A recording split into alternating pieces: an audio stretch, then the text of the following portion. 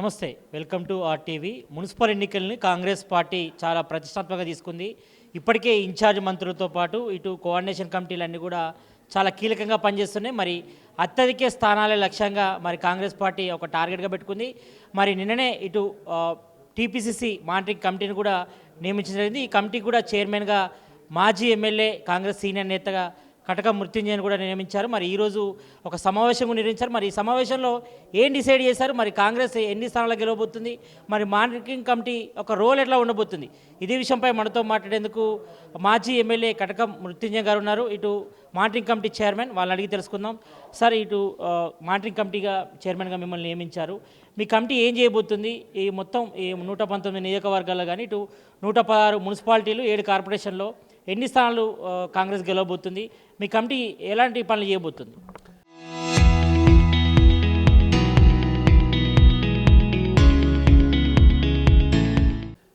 ఇప్పుడు ప్రదేశ్ కాంగ్రెస్ కమిటీ మహేష్ గౌడ్ గారి నాయకత్వంలో మొన్న జరిగినటువంటి పంచాయతీ ఎన్నికల్లో ఘనమైనటువంటి మెజారిటీ సాధించిన తర్వాత ఇప్పుడు టిక్కెట్ల పరంగా జరిగేటువంటి ఎన్నికలు కాబట్టి దీన్ని పటిష్టంగా ఆర్గనైజేషన్ సెటప్ చేయాలనేటువంటి ఉద్దేశంతో ఆల్రెడీ అక్కడ ఉండేటువంటి జిల్లా కాంగ్రెస్ కమిటీలు, ఆ తర్వాత పార్లమెంటుకు ఇన్ఛార్జీలు, ఆ తర్వాత మున్సిపల్కి నియోజకవర్గ ఏదైతే మున్సిపాలిటీస్ ఉన్నాయో ఆ మున్సిపాలిటీకి ఒక ఇన్ఛార్జు, అది కాకుండా కూడా అక్కడ పోటీ చేసినటువంటి శాసనసభ్యులు, ఓడిపోయినటువంటి శాసనసభ్యులు, ఎంపీలు, వీళ్ళందరినీ 4 అంచెలు 5 అంచెలుగా కూడా అక్కడ కార్యక్రమం జరుగుతూ ఉన్నది. అది కాకుండా మా ఎన్ఎస్యూ యూత్ కాంగ్రెస్ మహిళా విభాగ్ సేవాదళ్ మొదలైనటువంటి కార్యకర్తలందరూ కూడా వాళ్ళ విభాగాల ద్వారా అక్కడక్కడ ఆ ప్రచారాలు నిర్వహిస్తూ ఉన్నారు. చివరకు ఇప్పుడు ఏంటంటే 2-3 రోజులనే, ఒక నిమిషమమ్మా, 2-3 రోజులల్లా జరిగేటువంటి ఎన్నికలు, మరి ఇది పార్టీ పరంగా జరిగేటువంటి ఎన్నికలు కాబట్టి మేము కూడా పార్టీ పరంగా అన్ని చర్యలు తీసుకోవాలని ఇప్పుడు రేపటికి సాయంత్రానికి ప్రచారం పూర్తవుతుంది. ఎన్నికల వరకు కూడా, ఎన్నికలు పూర్తి స్థాయిలో పోలింగ్ ముగిసే వరకు కూడా ఏ మున్సిపాలిటీలో ఏ కార్యక్రమం జరుగుతూ ఉన్నది, ఎవరెవరు మేము అనుకున్న ఇప్పుడు నేను చెప్పినటువంటి నాయకులు వాళ్ళందరూ కూడా అక్కడక్కడ పనిచేస్తున్నారా, చేస్తున్నారు, చేసేది ఉంటే ఎక్కడన్నా షార్ట్ ఫాల్స్ ఉన్నాయా, ఎక్కడన్నా గ్యాప్స్ ఉన్నాయా, ఎక్కడన్నా విభేదాలు ఉన్నాయా. ప్రజెంట్ కాంగ్రెస్ గవర్నమెంట్ ప్రభుత్వం ఏర్పరిచింది ఉంది కాబట్టి మరి ఇందులో రెబల్స్ పెడతా కూడా ఎక్కువ ఉంది. మరి రెబల్స్ అందరు కూడా సైడ్ అయిపోయారా, ఎవరైనా బరిలో ఉన్నారా, మరి వాళ్ళ పరిస్థితి ఏంది? నేను ఇప్పుడే అది చెప్తున్నా. నేను ఇంతకుముందు చెప్పింది అది. ఇప్పుడు రెబల్స్ అనేది ఎందుకు రెబల్స్ అవుతారు? వాళ్ళు కూడా టికెట్లు ఆశిస్తారు, లేకుంటే టికెట్లు ఇంకొకళ్ళకి ఇస్తారు. నేనేం చెప్పినా దీనికి స్క్రూటినీ కమిటీ వేసి అక్కడ మెజారిటీ కార్యకర్తలు నాయకుల యొక్క అభిప్రాయాలు తీసుకొని టికెట్లు ఇవ్వడం జరిగింది. ఒక్కొక్క దగ్గర ఇద్దరికైతే టికెట్లు ఇవ్వలేరు.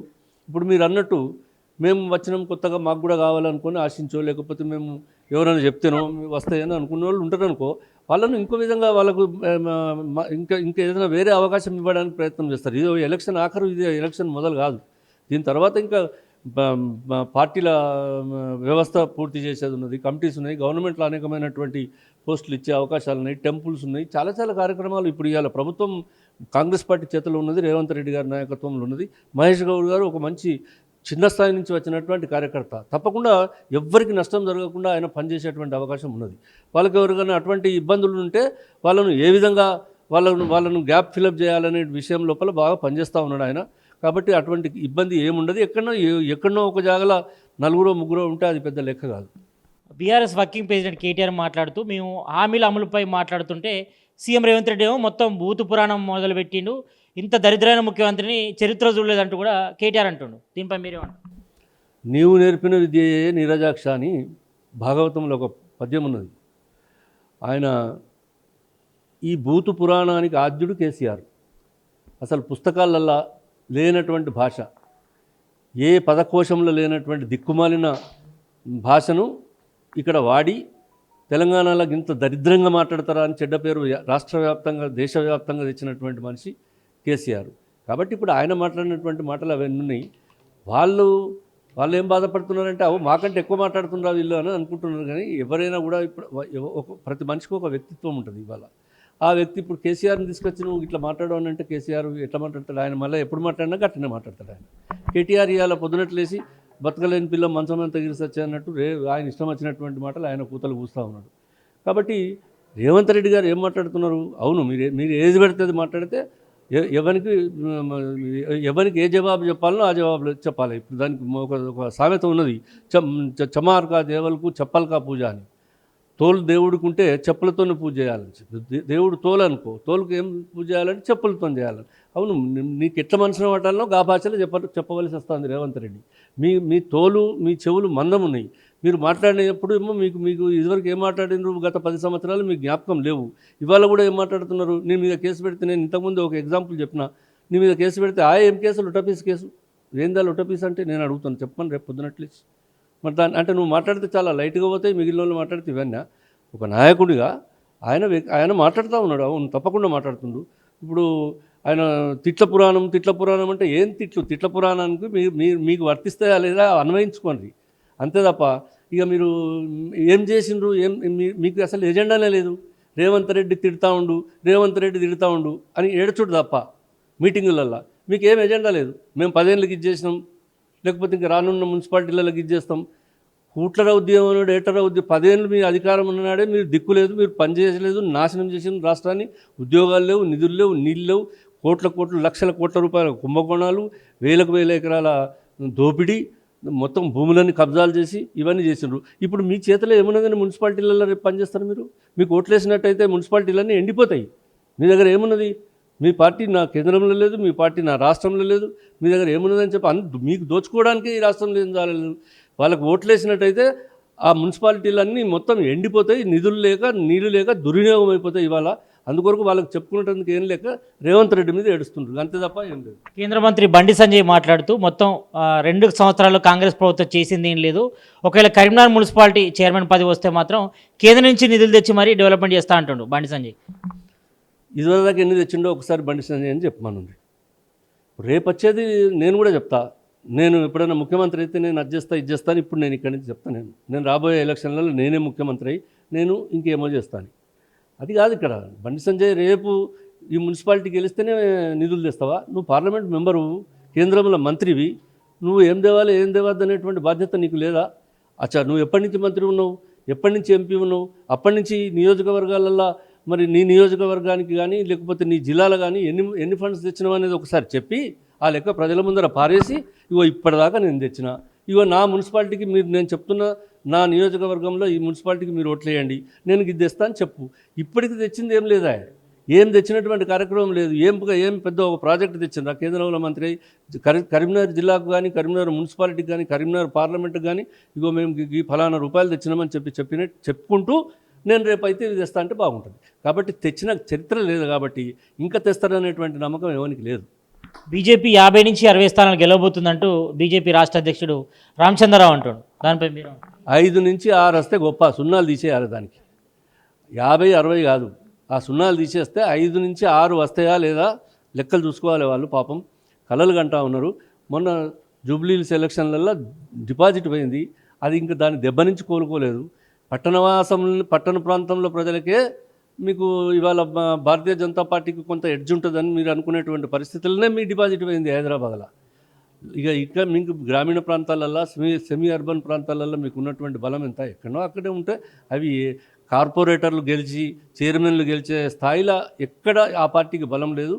ఇది అయ్యే పని కాదు. కళలు పాపం కనుక్కోవాలి, తప్పేం లేదు. మీ 2 ఏళ్ల పాలనకు ఈ మున్సిపల్ ఎన్నికల్ని ఒక రెఫరెండంగా భావిస్తున్నారా?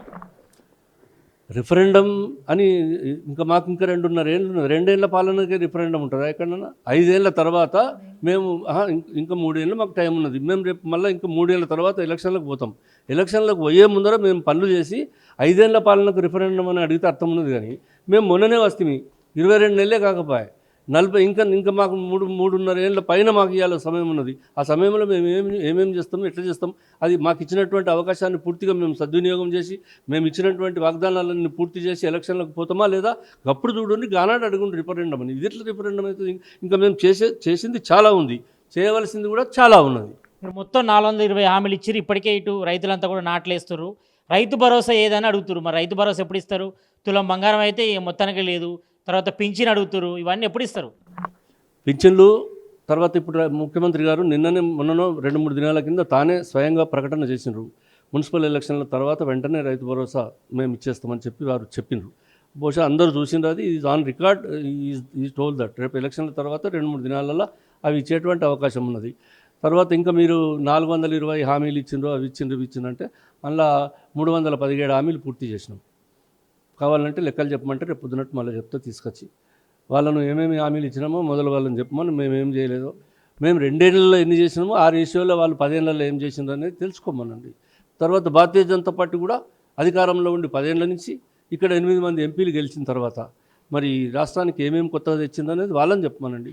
ఇప్పుడు రొటీన్గా అయ్యే పనులు, ఈ రోడ్డును మేము పోసినాం, అవును రోడ్ ఆల్రెడీ ఉన్నది, ఇంకో రోడ్డుకు పెద్దగా చేసినాం, లేకుంటే రైల్వే లైన్ ఇది చేసినాం, అది ఇవన్నీ రొటీన్గా నువ్వున్నా ఇంకోళ్ళున్నా ఎవరున్నా అయ్యే పనులే.